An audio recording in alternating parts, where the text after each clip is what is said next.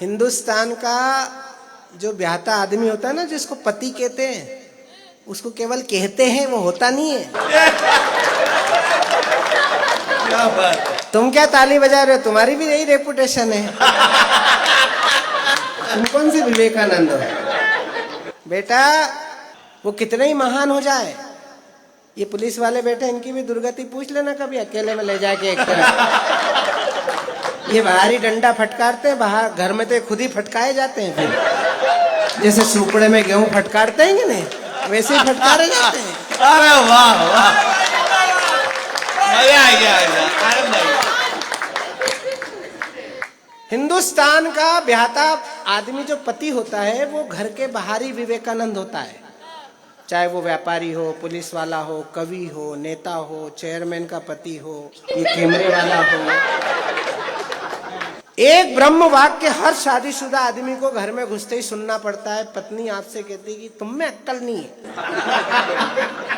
अच्छा, अपन भी मुंडी हिलाकर स्वीकार करते हैं, क्योंकि अपन में अगर जरा भी अक्ल होती तो इससे ब्याह करता कौन?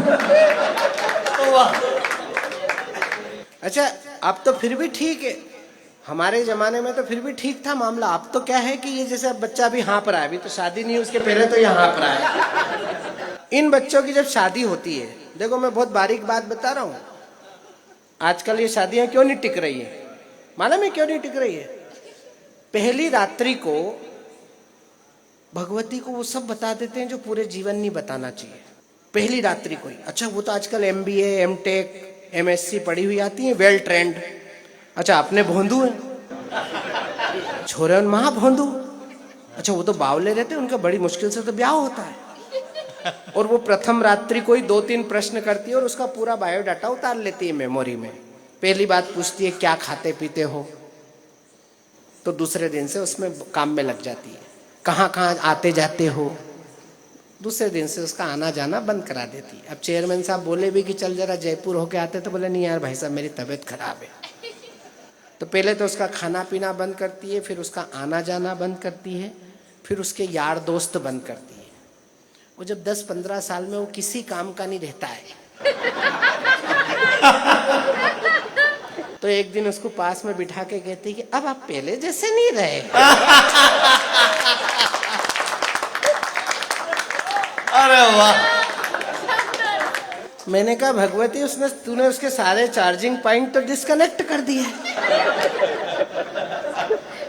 अब पहले जैसा कहाँ रहेगा?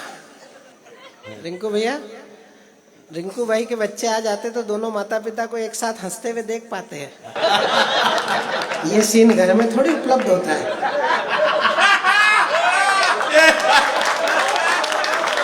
क्या बात।